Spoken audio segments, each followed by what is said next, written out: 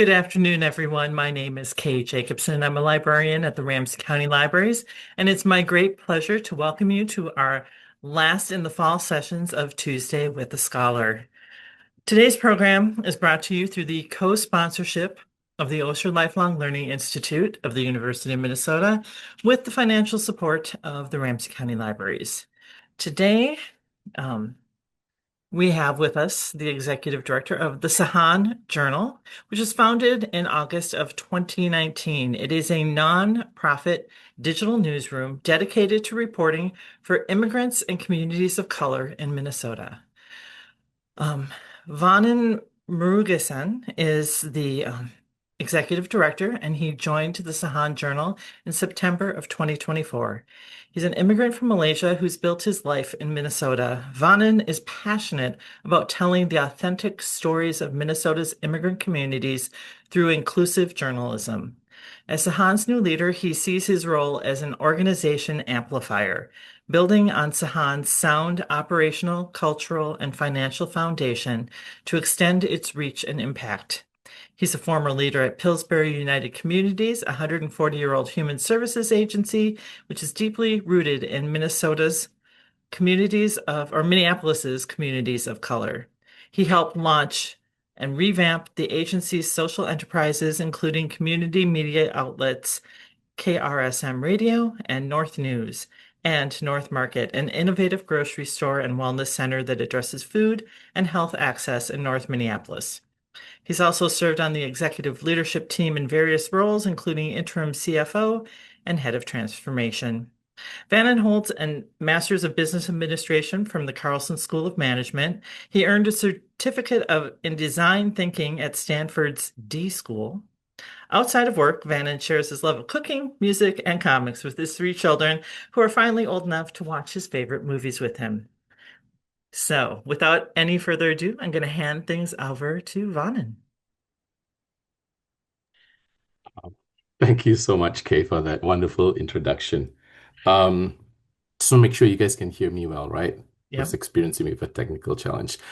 And I must have written that introduction a while back because my kids are not so eager to join me in watching movies or reading comics. So I think many of you can relate to that um, scenario. Regardless, anyway, but thank you very much for the opportunity to speak today. I will be sharing some slides as part of the presentation. We did some testing. Grayson and Kay helped with some testing yesterday, but we are going to give it a shot one more time. Let's see this here. Give me 1 second.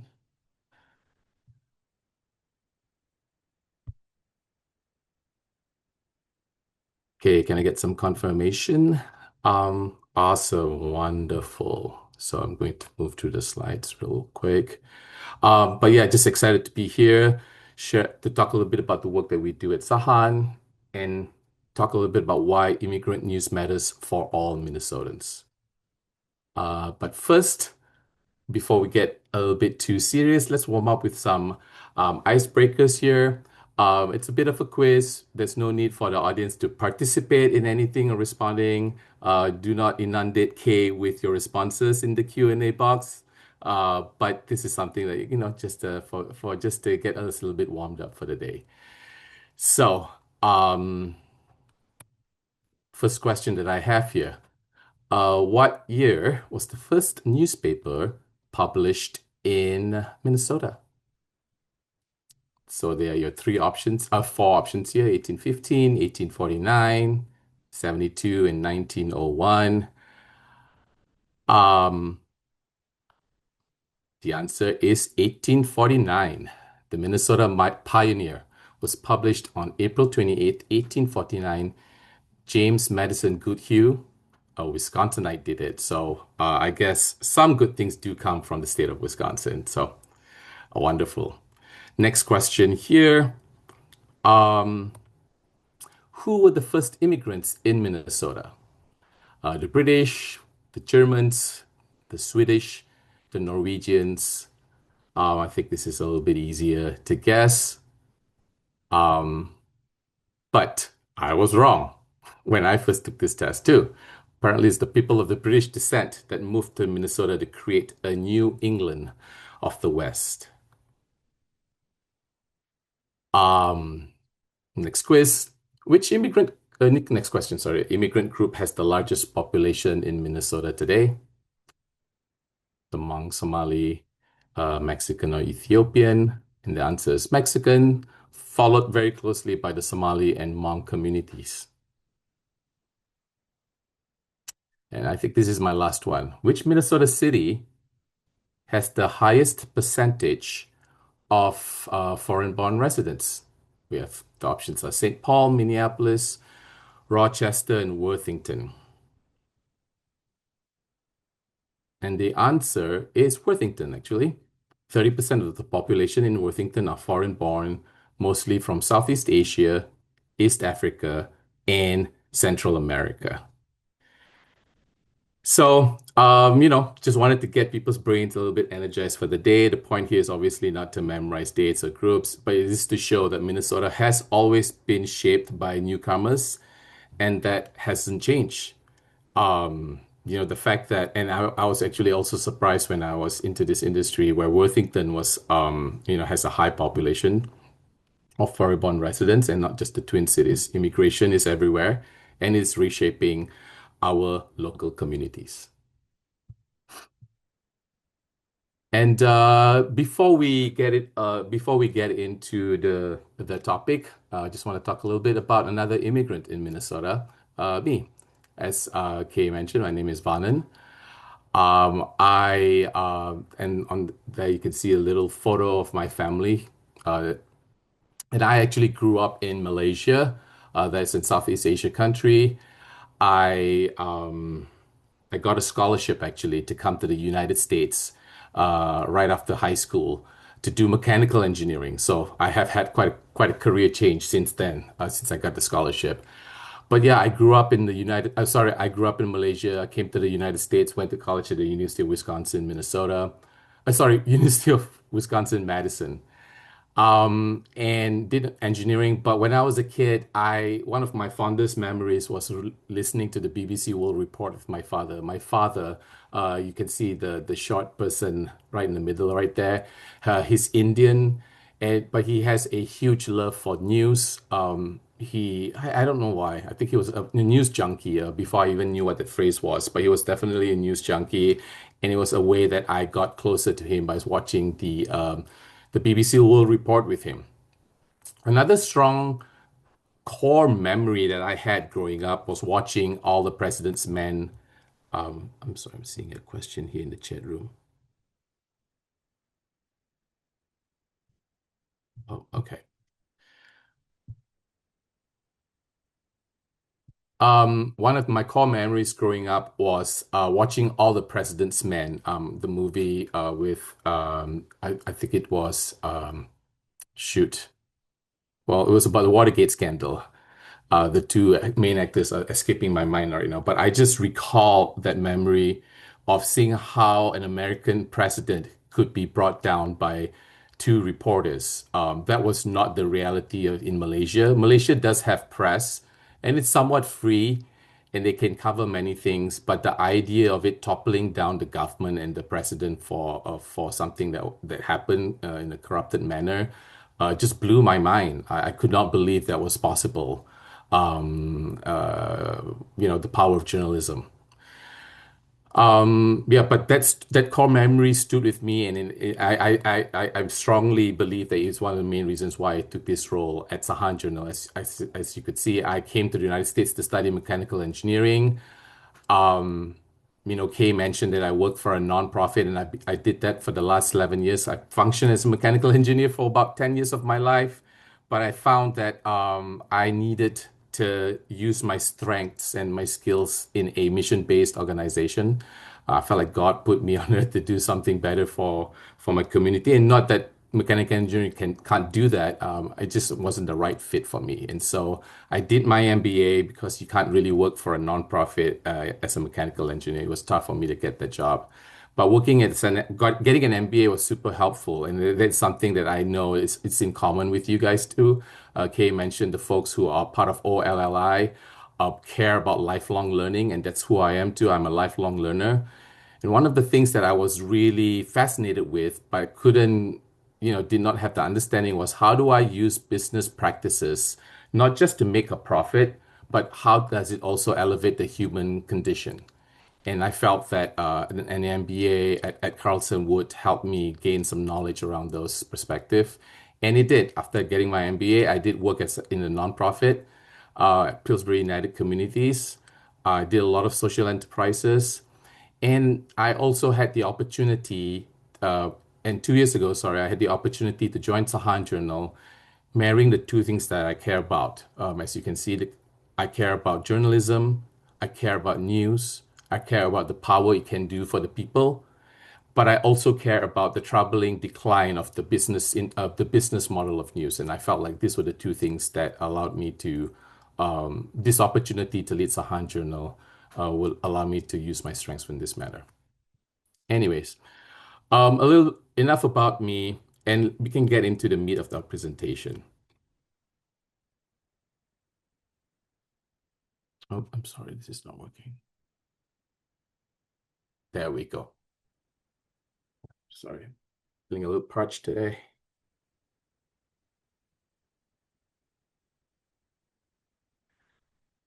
I would like to talk a little bit about our work by telling you a story first. And I'm going to start this story with a little question here it's on this slide. So, have you ever felt something that was going wrong in your neighborhood, but no one else seemed to notice? I think some of us, I think actually many of us have felt that experience before, and I want to turn this question into someone that we know in particular. I want you to meet Nicole Mason. She lives in the Phillip neighborhood. She's lived there for years. Her friends are there. Her family is there. She's lived there for a very, very, very long time. She That's it. She felt something wrong in her neighborhood. The air, people were getting sick around her. The air felt kind of weird. It was bitter. It was unnatural. Kids and elderly folks were getting sick. Some had asthma. She didn't really have data, but she could see something was going on. And you know, that she found out that there is actually a foundry in her neighborhood. It's called the Smith Foundry. It's a metal factory in the neighborhood that had been emitting lead and other pollutants in her neighborhood, right? Um, but here's the thing though, when you have suspicions, when you feel like something's going on, but then it doesn't make the news, it can become a problem. And it was a problem for Nicole. She felt something was wrong. She couldn't get the answers. She was looking at various resources, but she didn't have enough information about the situation. And also, when you don't have enough information and when you keep asking questions, you do feel unheard. You do feel powerless, right? And this is the thing about immigrants and communities of color. They are oftentimes, marginalized population, and the people with the least power often feel like the biggest consequences when something goes wrong. So I want you to sit with this statement for a second here. The people with the least power often suffer the biggest impact when something goes wrong. Now, I want to zoom out. Let us all zoom out for a second here. And I will explain. This is my theory here. Like one of the biggest problems in the situation here is that journalism is shrinking, even when the need is growing. I think I'm not sharing any kind of earth-shattering breaking news here. It's become almost intuitive and common fact, especially among those who are of the learned and educated, where they know that news is not something that is growing. It's not growing with the population. And I'm going to share some sobering facts here about this problem and how it impacts Minnesota. As you can see, over the last decade, over the last year, we've lost newspapers, 10 of them shut down. Southeast Minnesota, the Twin Cities, there's a decline in jobs. And one thing that is growing more attention is the shift to national news. There's a lot of attention there. People are getting people tend to get more excited about what's happening nationally.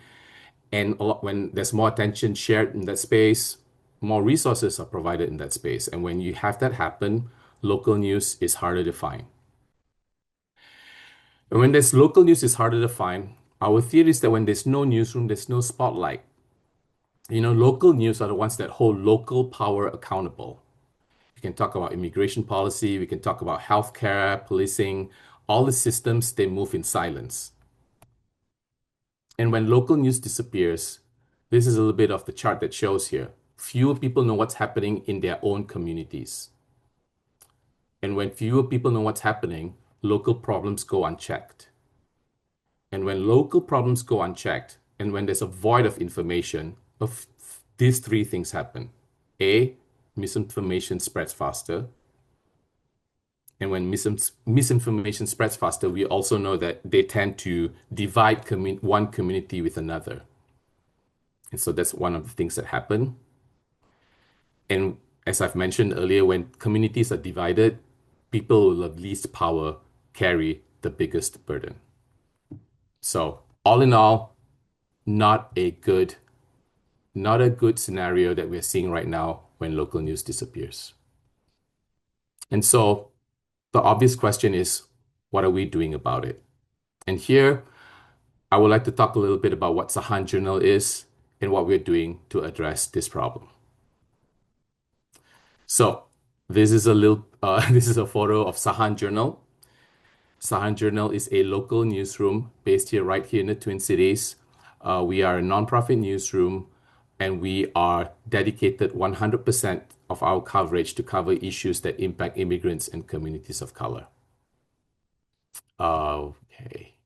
We cover immigration policy, climate justice, education equity, responsive healthcare.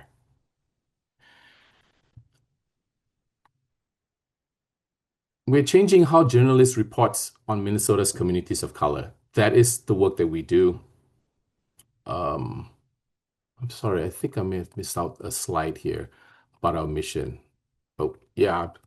Anyway, our mission is to provide fair and responsive news journalism that impact immigrants and communities of color that benefit all Minnesotans. That is our mission. As you can see, we are a staff of 23 members. We are a newspaper that's 6 years old. We started in 2019. And we get relatively good page views. In 2024, you could see that's the amount of people that visit our news. We've grown relatively quickly. We've won a lot of awards. We've won 40 awards, some national, some local. The quality of the work that we do is as strong as what you can see at the Star Tribune or Minnesota Public Radio, with Minnesota Public Radio. Uh, I I apologize. One of the slides that is missing here, but I do want to tell a story about the birth of Sahan Journal. Um, it is important to note that Minnesota, and I think everyone here realizes, is that Minnesota is nationally we are a civically strong community. Between NPR, between Star Tribune, we have some of the best and strongest news outlets in the country nationally. NPR is one of the best in the country, and the Minnesota Star Tribune is the fourth highest circulation newspaper in the country. Considering all the large cities, Star Tribune is number four, and that speaks to how important Minnesotans feel about news, how much we care about the importance of like why it is important to read news and how it impacts our civic life. It's one of the most civically engaged state in the country. The origin of Sahan was that the founder, his name was Mukhtar Ibrahim. He was a reporter at Star Tribune and also at NPR. One of the issues that he was noticing was that although we were strong in news coverage, what was missing, the gap was that we did not have strong coverage on issues that impact immigrants. He was Somali, and but the news that he oftentimes were told to cover were involved crime or issues around terrorism. And I think that, well, no, I know that frustrated him because he knew there were a lot of other issues that mattered to immigrants that were not told by our mainstream media. And so I think in the December, where his wife was pregnant with their third child, decided to quit his job at Minnesota Star Tribune and start Sahan Journal.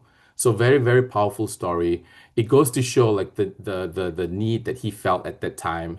And since then, from a one person newsroom, it has grown to, as you can see here, 23 people. One of the things that you can also see that's unique about our newsroom is that it comprises of the people that reflect the growing population of Minnesota.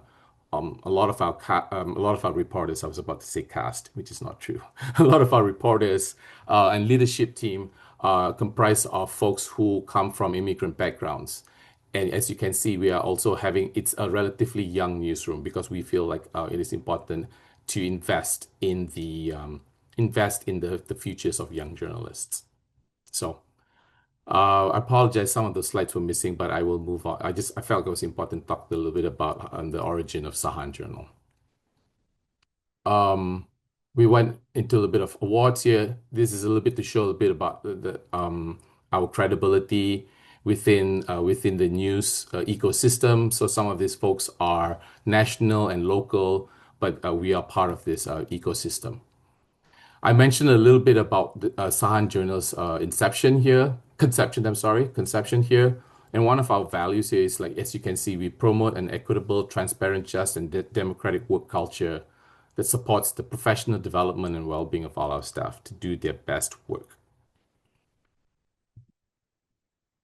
Excuse me. So why am I here? Sahan does not provide we cover those issues. We don't provide housing, we don't provide food, we don't provide legal aid to immigrants who are experiencing some of these challenges at this moment in time. And what we provide is journalism. Um, and what happens when we provide journalism goes back a little bit into the thesis, the theory that I was mentioning earlier. When systems go unchecked, problems go unchecked, the marginalized population are the ones that typically suffer the most. And we feel that without journalism that covers the immigrant population issues will remain invisible. We believe that when we cover these issues, the communities will see the issue, they understand, and with that, they can act on it. And here are some of the things that we've covered in the past. This is a story about that broke out in April this year, where we found out that a Minnesota sheriff was inking a new agreement with ICE to identify, process immigrants for deportation. We felt that was important. We broke this story. I think we were the first outlet that broke this story because we felt our communities needed to see the truth. This is also, as we are all aware, some of the immigration policies that have come out recently has been challenging, especially, and some of the issues have been primarily impacting our Hispanic population, but it's also impacting our local Southeast Asian stories. We felt like this was something important that we shared with our community, and so that they know what happens. This is another story that we shared that we broke earlier this year. This was a failed development property issue that happened, and we covered the story. And this is also important for me to express one thing that's a little bit different than how Sahan operates compared to other news outlets. I'm not sure if you guys are familiar with the terminology parachuting news, parachuting journalism. I realize I'm just speaking to myself, which is a bit of a weird experience for me. So I'm asking a rhetorical question here. But there is a terminology here that's called parachuting journalism, where news reporters will only parachute into particular communities when they have a problem to report about. And then obviously they go back to their desk and they type their story. That has been a prevailing challenge, actually, especially for communities of color, because when people just drop in and out to just talk about your problem, you kind of feel it is a disappointing process to go through, right? Where people are only just coming to just learn about your problems, write about it. And usually, at times, unfortunately, they don't write accurately about it. So one of the things that Sahan does well is that we've done a really, really good job in building trust with our communities that we cover. I'm going to jump back here real quickly. Oh, that's our mission here. Sorry, that's where it was. If you look at if you look at the reporter here, this too, Joey Peters is a 6'4" white guy, and he's our guy who covers our Somali news that covers Somali community. And the reason why he does that very, very well is that he does not practice this parachuting journalism. He puts in the hard work to understand the community, to get to know them, and they realized that they can trust him to bring issues to them. A lot of the times, communities of color and immigrant communities tend to be tight knit, and they do not want to speak ill of their community. So it is a really, really big step for them to come forward to tell news, because some of the things that they share here impact the people that they know, right? And so that's one of the things that I'm really, really proud of as part of being a leading Sahan. I realized that we do the hard work to build the trust. And because of that trust, people will come forward to tell stories like this to us. And because of our ability to tell stories, for example, when we wrote up this story, the local Attorney General office started to follow up and to see what's going on here. So I'm really, really proud of the work that we've done. And this is some of the examples here. Um, and I want to expand a little bit about the story around trust.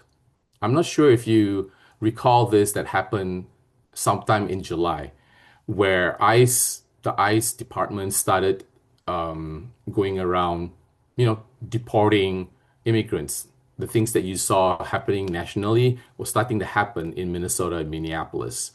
And it was also happening to our Hmong community. One of our reporters, Caitlin Vu, started noticing this and started to write stories about it. And one of the things that she noticed that she had a hard time making breakthroughs was that a lot of people were still afraid to talk about this to reporters. I think it's also important to remember why people are afraid to talk to reporters in this issue, in these circumstances, because they do not want to draw attention to their families and to their loved ones, right? And so it is very it is something that is not easy to break into the community to understand what's going on. And so Caitlin wrote something about what we call an explainer. Hey, this is what happened. This is why things are happening this way. And these are some of the things that we could do about it. So it's what we call an explainer story. So the person in this particular story, his name is Chia Nengvu. He was one of those that was also reluctant to speak to reporters at one point. When he saw this story that was written by Caitlin, he called his wife actually from jail. Because when he heard the story, he saw how his situation was covered accurately with such care and with such empathy. It's still hard-hitting news, but you could tell that the reporter covered things in a way that reflected their cultural background and what their reality. And what he did was he called Caitlin and he said, I have more to tell. Not only do I have more to tell, I have footage from my Ring camera of what happened that day. And if you guys recall, what happened was that this ICE agent came, knocked on the door, spoke to this child over here that you can see on the screen. He must be around 5. Asked him, "Is your dad at home?" You know, And in I think less than 5 minutes, proceeded to remove Mr. Vu away from his home. And it's a really heartbreaking story. We've read countless stories like this, but this is the first time, at least from a Minnesota perspective, that we saw something like this happen close up, right? So stories like this no longer look like it from a theoretical perspective, but we could see real up close and personal how this could impact a family. And I share this story with you, with the audience today, because I think it's important to know that stories like this only come through the trust that communities have with reporters. And that is something that I'm really, really proud of what Sahan has accomplished with our coverage. This is a slight pivot here because I also want to share and talk a little bit about the lives of immigrants. It's not, you know, we are experiencing challenging times. Everyone is experiencing challenging times. So I do think that's very important to note.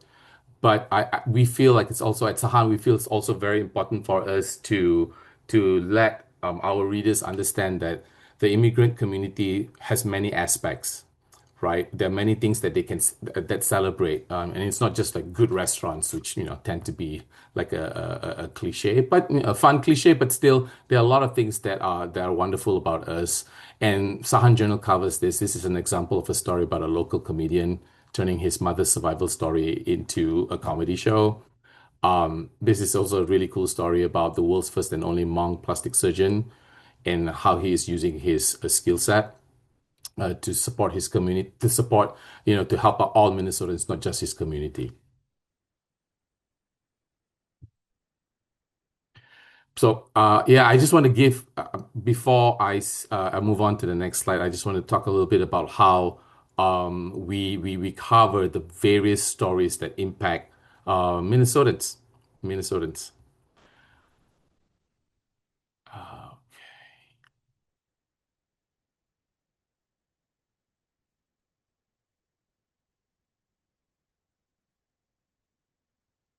Doing a quick time check here. Oh, there's some questions coming up. Thank you. I see some questions being shared here. I think we will wait to the end of the presentation to answer the questions. And for those who are keeping time, yes, we are coming close to the end of my presentation here. I want to spend a little bit to talk a little bit about. I want to spend a little bit of time, sorry, to talk a little bit about why immigrant news is important to all Minnesotans. Um,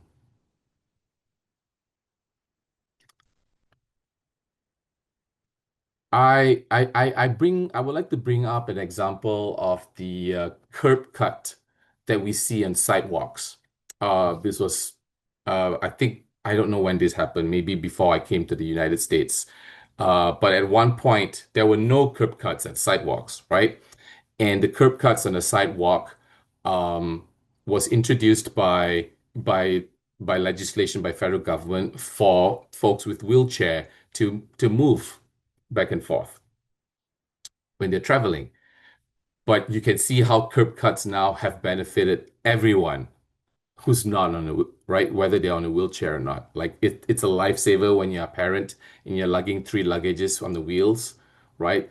Strollers and whatnot. And so the example of that story that I pull from is that when there are many examples in life where when we tend to the ones that need the most, um, those types of solutions matter and they also impact everyone else around them. So I what I would like to say is that if you care about, and I don't know how many people are attending. It looks like there's about 100 people that is attending here. I suspect that the importance of news, local news, is like number four or number five in your list, and that's fine. Like I think we saw a study recently that was published where actually it was like number 10 nationally on why people give, why Americans would give. They would give to. I think pets were like pretty high up front. Hunger, food shelves, obviously, very, very high.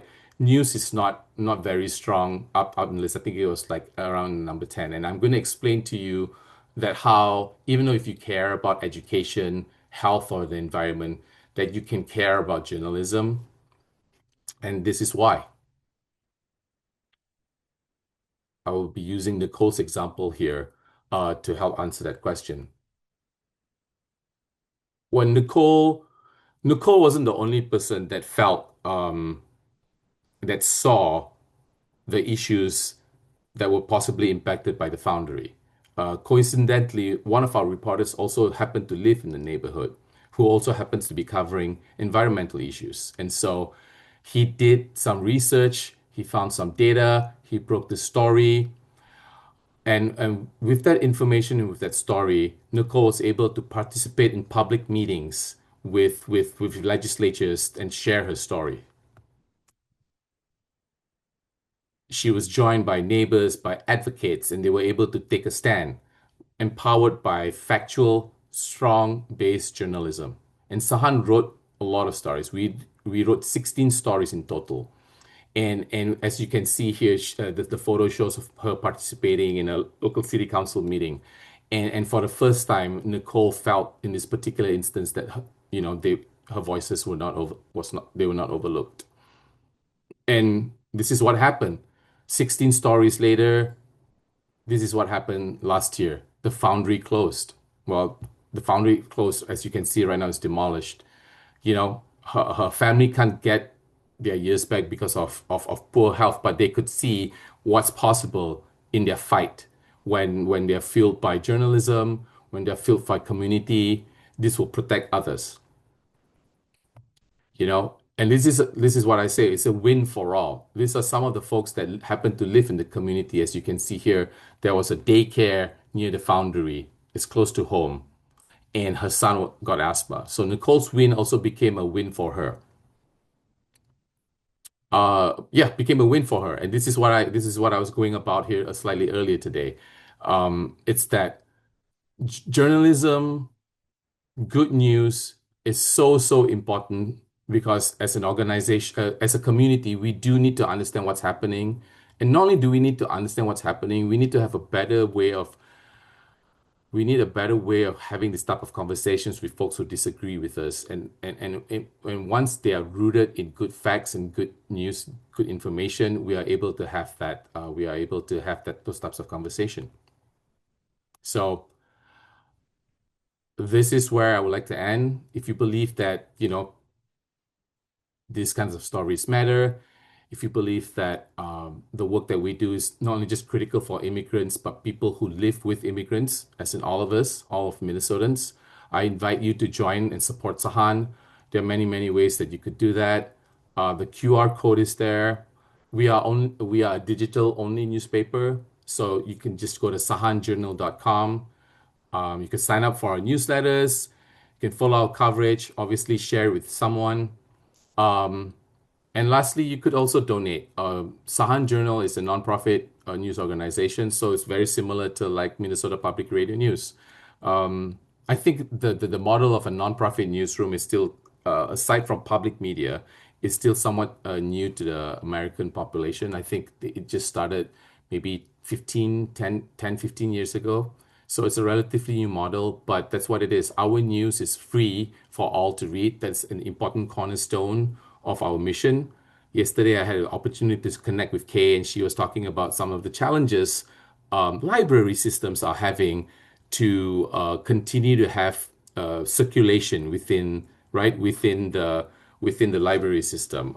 Obviously, I believe it's free if it's in the library, because we believe that information should be free to all, but that is becoming harder and harder for us to maintain that model. And so we rely on donations from individuals such as you, from public institutions, from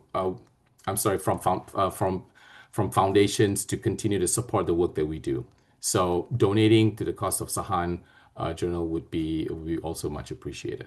So and that's it. That's the end of my presentation.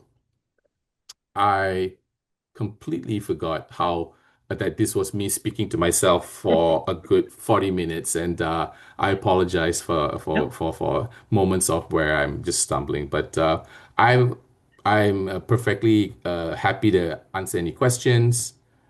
and have a conversation about this. Okay. Well, let's see. Let's maybe the slide's been up for a while. Why don't we take it Mm, down for a bit so we mhm. can see our faces a little bit more? Sure. And okay. So, first question is, what is the derivation of Sahan in the title of the journal? Yes, yes. I love that question. Um, I while we answer that, I was also going to share the screen of what's when you go to sahanjournal.com, this is what it looks like. This is we exist online and you could see the various news that we cover. Now, I appreciate that question. Sahan is a derivative from a Somali word, and from based on what I understand, um, the Somali communities back in Somalia, they're nomadic in nature, and so they tend to move around a lot. And so before they move on to another geographic location, they would send a scout to check out, hey, tell me what's going on over there. Is it a good place for us to move to? Blah, blah, blah, blah. And Sahan means scout. So you go, you check, and then you come back and report back to your community. So that's the definition of Sahan. But am I showing the website here of Sahan Journal? And I can take it Yep. off, but I wanted to give a glimpse to the audience here on what, when you go to sahanjournal.com, this is what it looks like here. As you can see, we cover education, environment, health, immigration, politics, public safety. I'm not sure if, and I'll turn this off right now, but yeah, one of the best things that we covered recently this was the the mayor election that happened in St. Paul and Minneapolis a couple of weeks ago. One of the proudest achievement that I oversaw with my team was that we did a little mayoral quiz where people could participate to meet the mayor, where you take a quiz to figure out the things that you're aligned, the values that you're aligned with, and at the end of the quiz, it will spit out like the candidate you're most likely aligned with from a values perspective, right? We felt like it was important not to just publish like a 12-page report on like each candidate and what they stand for. Like that already happens, on the legacy outlets. We felt like this was a quick way for a simple and interactive and a fun way for folks to learn about the mayor, the candidates, and to participate in the electoral process, which we believe is very important to have a civic engaged community. And so there was a we saw a lot of readership that came from that. I'm not sure, maybe one of the audience here participated in that, but I felt like that was some one of the recent cool things that happened. Okay. Is it part of your mission to educate non-immigrant Minnesotans about the benefits that immigrants bring to our communities? Um, yes, yes.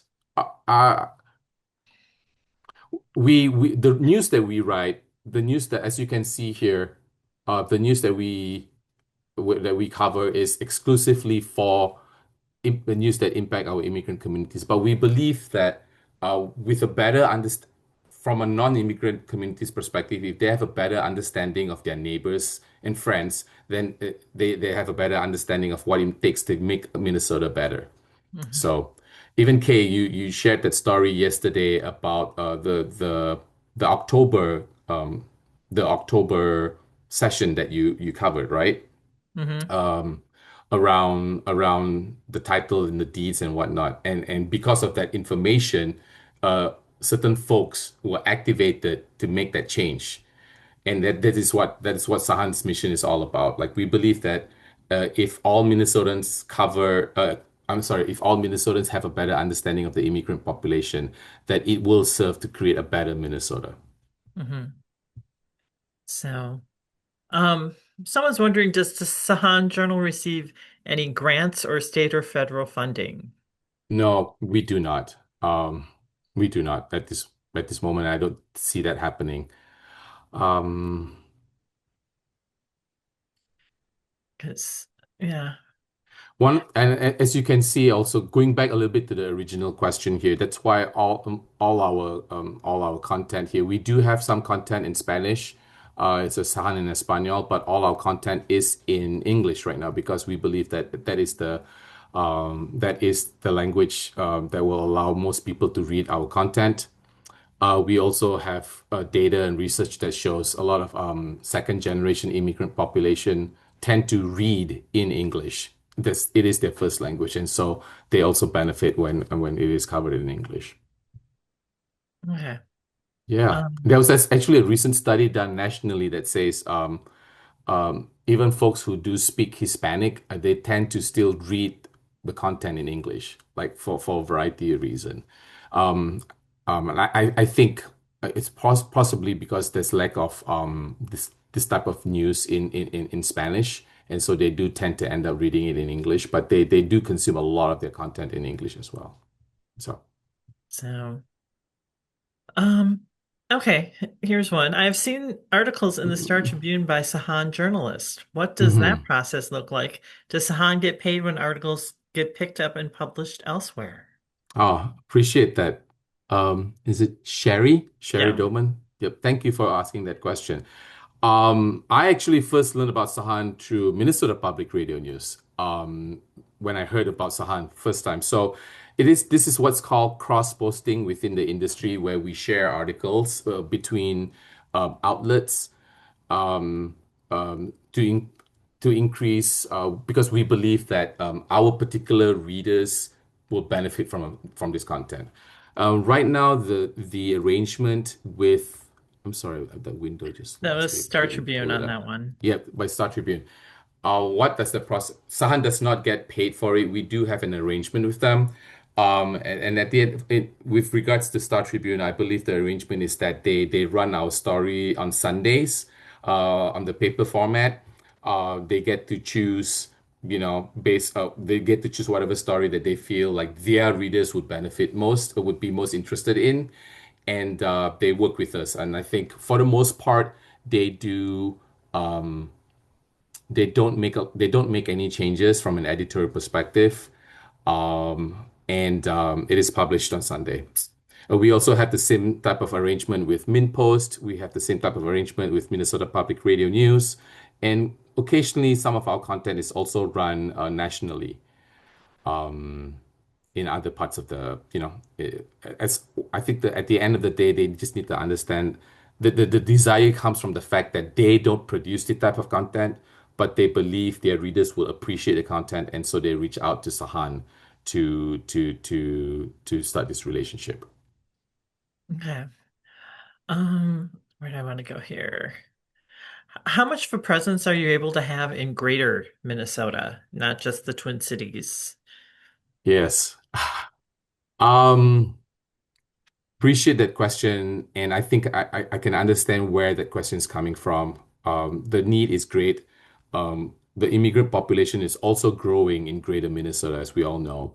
Um, the thing that's limiting us right now at this moment in time is just basically resources. It takes quite a bit to have someone stationed there, someone who, an editor to cover their work. And so right now we are limited to where we're covering. Within the Twin Cities, we are thinking about expanding to within the suburbs of the Twin Cities. And because the immigrant population are growing in different parts of Minnesota, and we believe that it's important to cover those issues. Okay. And okay, this seems it's like what's the salary range for your reporters Yeah, and editors? And what's your main source of revenue? I mean, it's like you've we been could, able to obviously expand from one person to 23, and yes, it's yes. hopefully making I would say it's like think nonprofit organizations in terms of pay most likely versus uh Yeah. So I would say our salary range, without going into the numbers themselves, are very competitive from a marketplace. And so we are competitive with the major outlets out there, the Star Tribunes, the Minnesota Public Radio, MinPost. We're very competitive. I would say our benefits package are also very strong. Some might say even stronger than theirs, but that's between this audience here. It is very important. It is a competitive a marketplace. We want the best reporters. We want to provide the best working environment. And so our goal is to be very competitive from the salary range. So if there's uh, I think it's fair to say sometimes in the nonprofit industry, not just newsroom, but the nonprofit industry, there is a this image or cliche that they don't get paid as much. And sometimes it's true for certain industries, but I would say in for Sahan Journal, that is not the case because if we were to do that, we will not have the talent to do the work that we do. Hmm. Our main source of revenue, as I mentioned earlier, currently we get about 60, maybe 60%, 50, 60% from foundations, so institutional foundations. We get about 10 to 15% from advertising revenue. We get 10 to 15% on membership. So if you guys listen to the Minnesota Public Radio, you hear those drives. Hey guys, subscribe, membership and whatnot. That also constitutes 10 to 15% of our income. Hmm. Um, and then we have what we call major donors. So they're individual donors who are wealthy. They don't necessarily belong to a foundation, but they believe in our mission, they believe in our cause, and they contribute to us directly with their income. I would say, I understand, Kay, you mentioned that this is an audience that likes to learn, right? And so one of the things that I would like to share with you guys is that a lot of our readers actually use Sahan because they're cultural learners. I think there was a question earlier about how does this benefit non-immigrant communities. Um, Majority of our readers, we recently completed an audience survey, and they coined themselves or they classify themselves as cultural learners. And when they want to learn something about their immigrant neighbors, and they go to Sahan Journal because it is their best source of understanding how things impact them. Um, I like to say this is not exactly in the question, but I feel like it's very important to mention like our education coverage is like one of the best out there. For a Hmm. variety of reasons, people have felt like covering school boards has no longer served the purpose of the readers, right? And so we decided that no, that's very important. And we have a lot of folks who read our education coverage, even though they are they belong to the non-immigrant community, because what happens in the education session happens to everyone, right? And so a lot of our coverage, education and environment specifically, that's how it impacts them, how it matters to both of them, whether you're Hmm. immigrant or non-immigrant. The question about revenue. Here's the other fact. When Sahan Journal was conceived started, sorry, in 2019, the nonprofit world, so this is a bit inside baseball talk if I'm using that phrase properly. National foundations will invest when they believe that this is a very important project. But after a period of time, their belief is that local news needs to be supported by local funders. And so, we're only 6 years old. And so the transition hasn't fully happened yet. But eventually, the goal, and rightfully so, I believe it is that local news needs to be supported by local funders. And so the spigot or the faucet of foundations from a national perspective will eventually move from like 50% to maybe 10%. And it's part of my job in the next few years to, find replacement on the local side. So Hmm. Okay. Has the Sahan yes, Journal covered and played a role in the various fraud investigations that yes. have become a major story of late? Yes, yes. Um, yes, we have. We don't shy away from these types of news. Feeding our future, if that's what Tom is referring to, it is one of the largest fraud stories nationally, right? Hmm.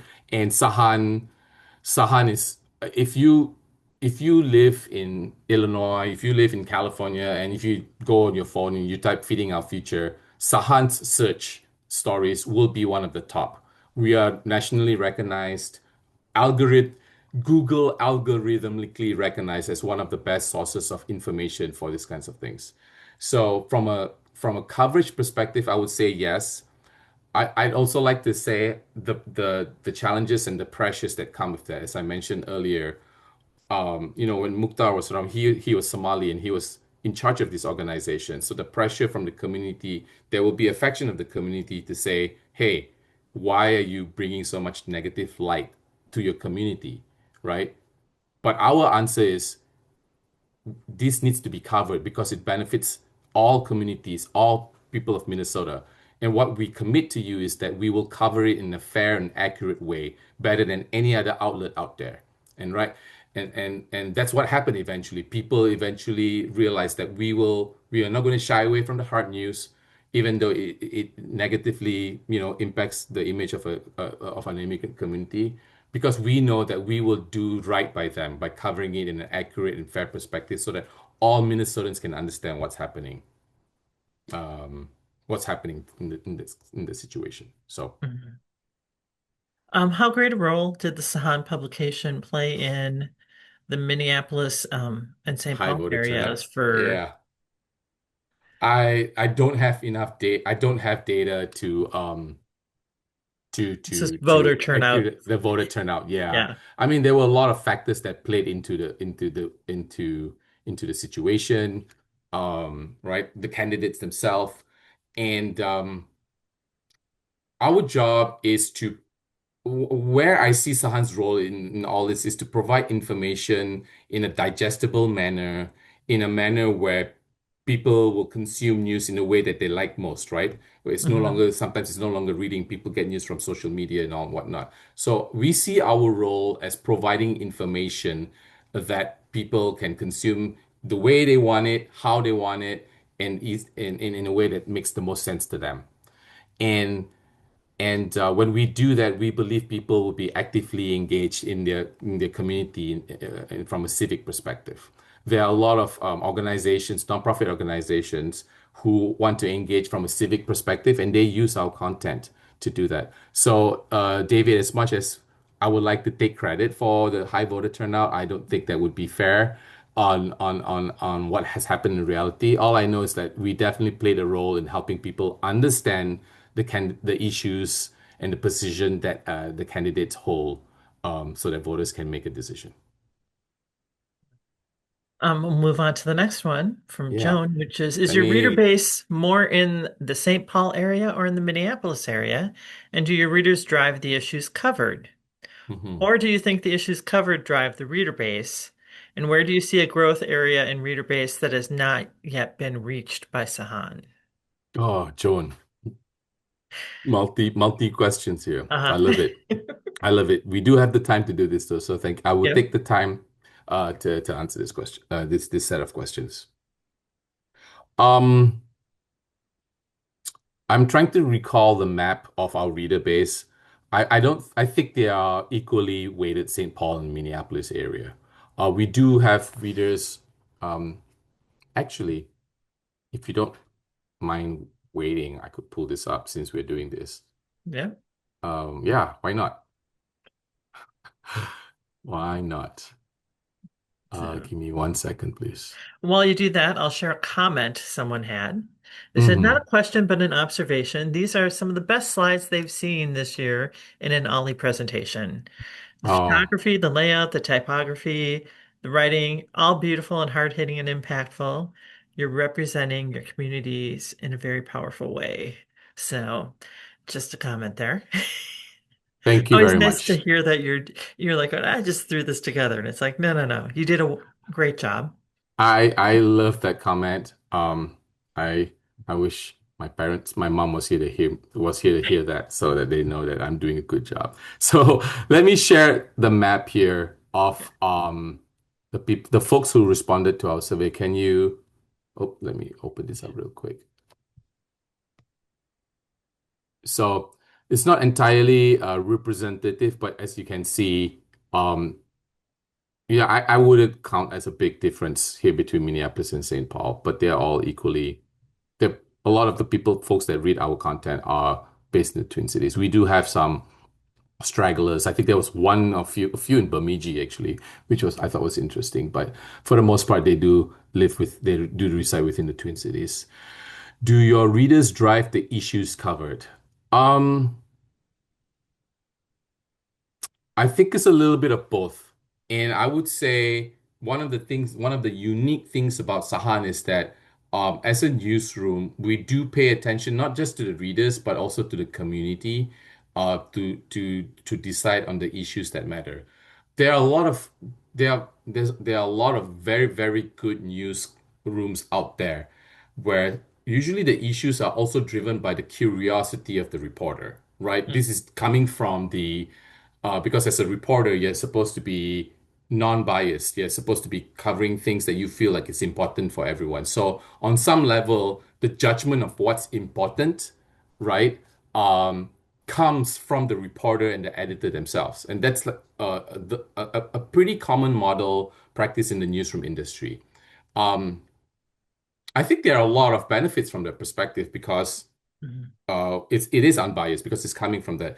But we've also seen the challenges with that of that approach because when it's coming from your own curiosity, you often miss out on what is happening with the community. And so what Sahan does is that we have a fair mixture of both.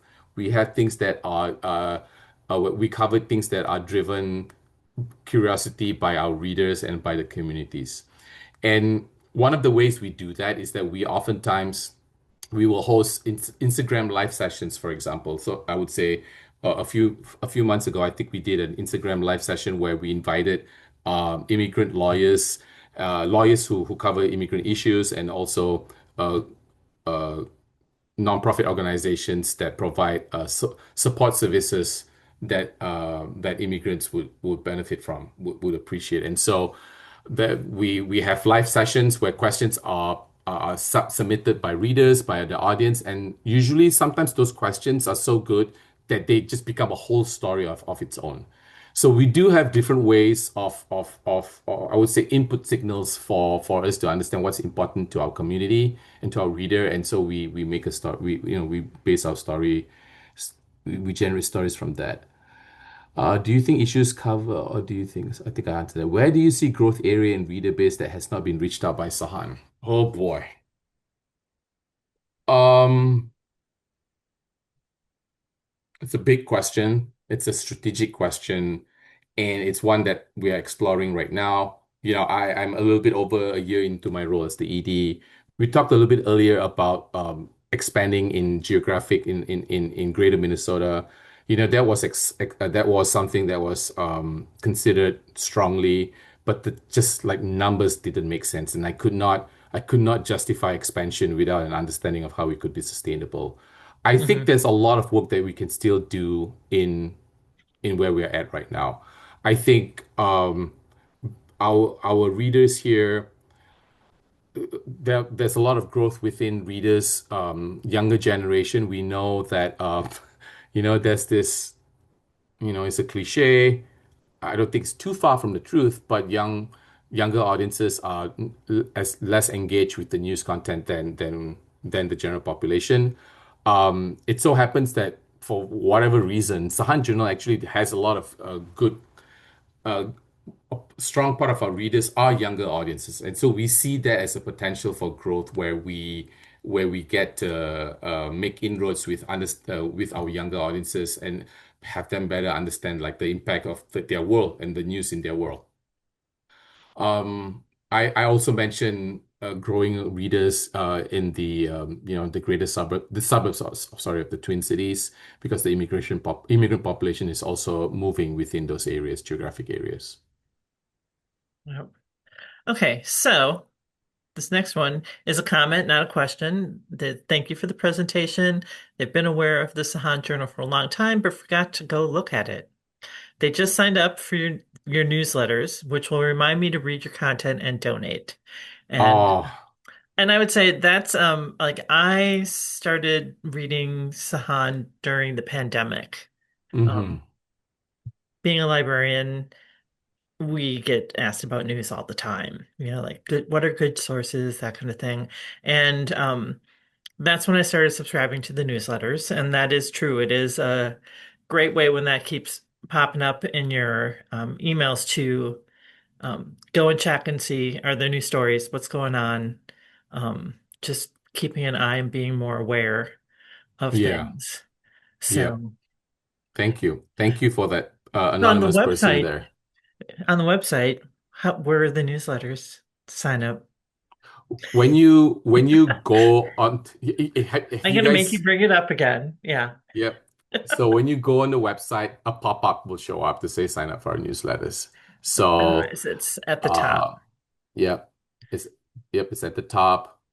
This is where you can donate, and yeah, I didn't. I hope you can see like the richness of the coverage. Am I sharing my screen right now? I can't tell. Yes, you are. Okay, I am. Like the coverage of the richness of it, you know.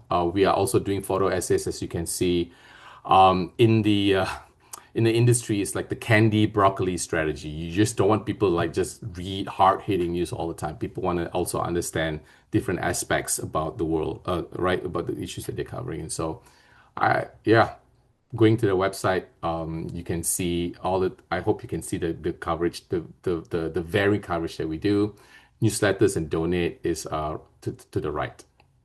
And if you're curious about that Ring camera story, if you want to go to the search button and if you type Ring camera, that story will pop up and you will see you will see the video of that. It's a it's a tough video to watch, but and I'm not here to promote that kind of necessarily like painful thing to watch, but I think it's important for the audience to understand those type of coverage usually happens when people trust the work that we do. I see a hand raised. Did I accidentally do it or someone was that me? I think it was me. No, I don't.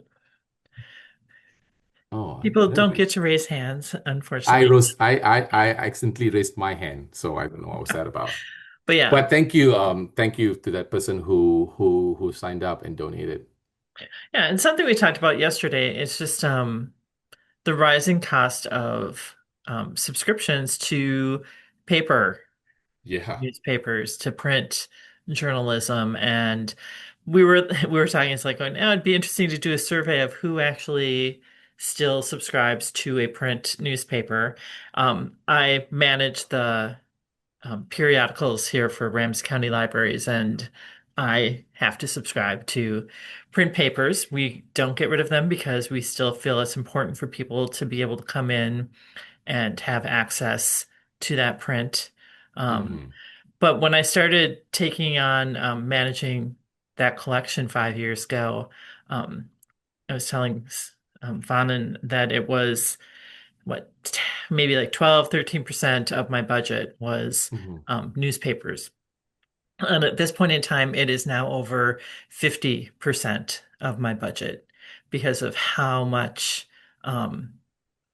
the subscription rates have gone up. And part of that is because, as we said, journalism is in some ways getting smaller. And you can tell when you get that paper and it's 18 pages long, or if Yeah. it's you're going, I'm paying how much for this?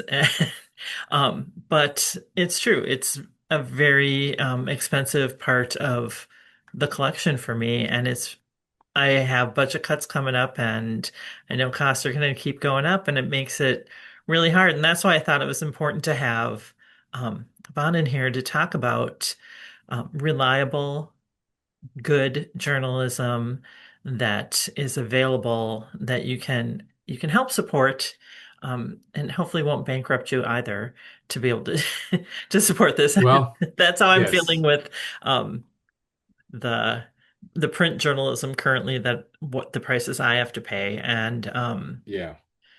but it's like it's to still be able to support, you know, something important, because we don't want journalism to die out. We want journalism. Good journalism needs to stay alive and stay well in order for us to have those checks and balances in our society, I think. So, um, yeah, Thank you. Yeah, I we agree with that perspective.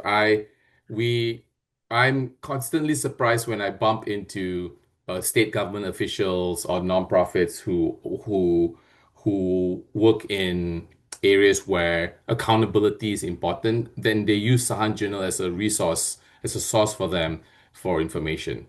I've bumped I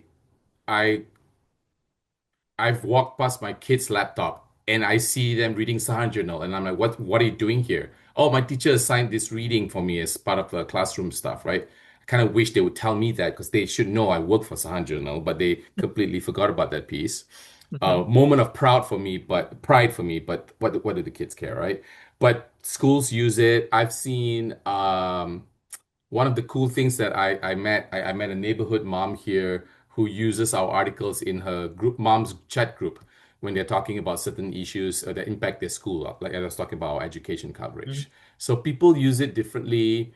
It is free, but you know, it's a little bit like food shelves. People who donate to food shelves don't tend to go to food shelves, but they know food shelves are important, right?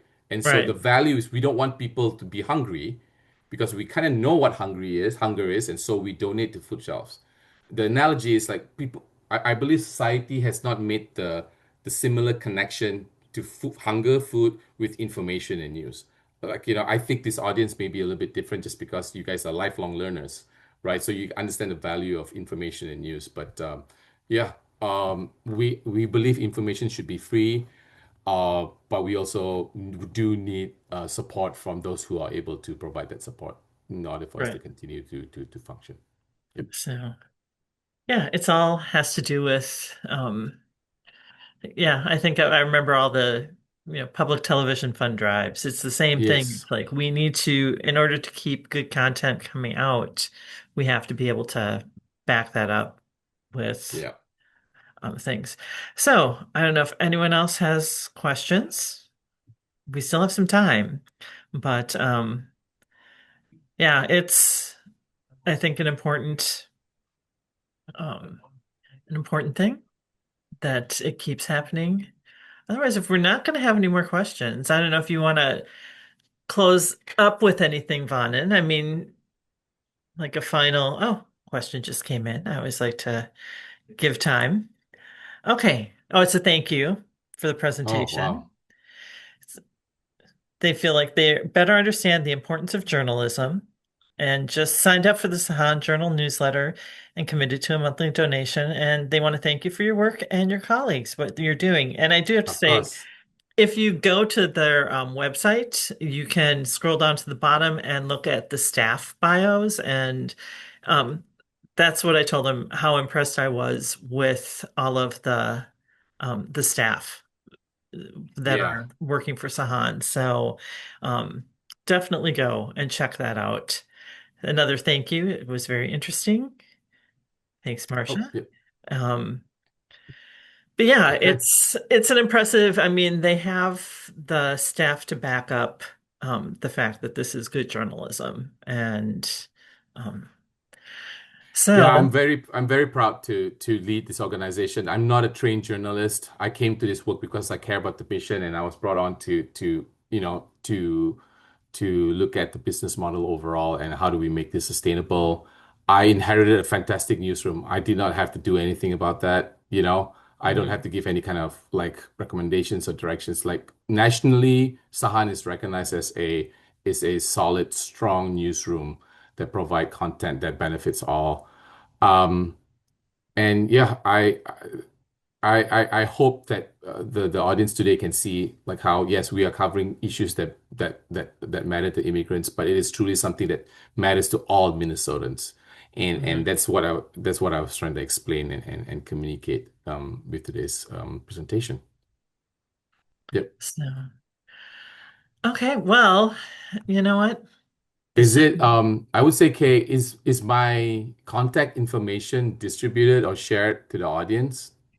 Let's see. I've not it if you go to um Oh, you go to San Junipero, I guess they could find me. But I right, what I because would like I say said, is under staff, and then there's contact on your sure, website. That's how I got a hold of you.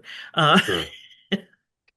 because I I, would say I guess I was saying is that if you think that what I communicated today was important to your community or a group that you belong to, I'd be happy to come in contact with you to see how I could continue to share the work that we do to the people that to the folks, the institutions that you guys belong to. So happy to do that. Just reach out to me, and we can make something happen. Yeah, and just I can't remember who I originally contacted, but under contacts I just put in there. It's Hmm. like, "Hi, my name is Kate Jacobson, and I'm with Ramsey County Libraries, and I want this," and Yeah. and and I got it. So yeah, they're very great in terms of responding to things, and yeah, I can't recommend them more. Um, oh, and since we're kind of winding down, I'll just say this is the last fall one that we're having. We'll be back in February.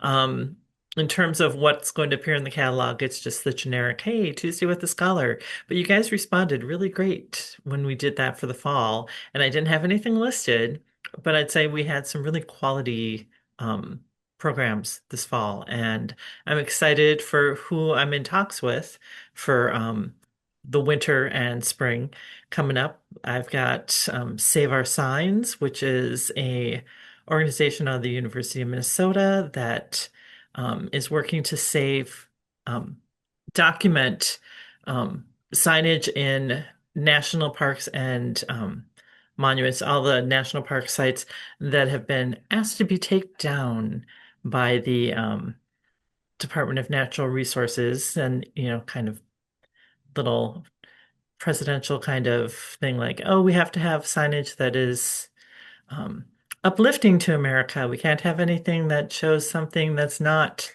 about the beauty of the parks. So they've organized this thing to save our signage, signs that are disappearing around the US. So that's going to be a really interesting group thing. I have Hmong let's see, it's Hmong Medicinal Plants, which is we have a Hmong herbalist here in Minnesota who has written a book with some University of Minnesota and Wisconsin biologists and teachers, and it's looking at plants and how they've incorporated those into actual hospital usage here in Minnesota, which I think is really interesting. Also talking to um, see the executive director of the International Wolf Foundation up in Ely and a couple others. So it's like it's going to shape up to be really good. We'll get that out to you um, really soon in terms of that list so that you'll know what's going to be coming up in the winter and spring months. So encourage you to still sign up. It's going to be good quality programming, I hope. And like I said, this will be up on the Ollie YouTube channel in about a week and well, within the coming week and on the Ramsey County Library website. So I'll also get that link to you, Vanan, so that you know when it's up there. You can always share that Okay. with people. And otherwise, everyone, have a great rest of your afternoon. Thank you once again, Vanan, for sharing your information and passion for the news and getting it out there to people. We appreciate that so much. So, Thank you. Thank you for the opportunity. yeah. Okay. All right. Thanks, everyone. Thank you.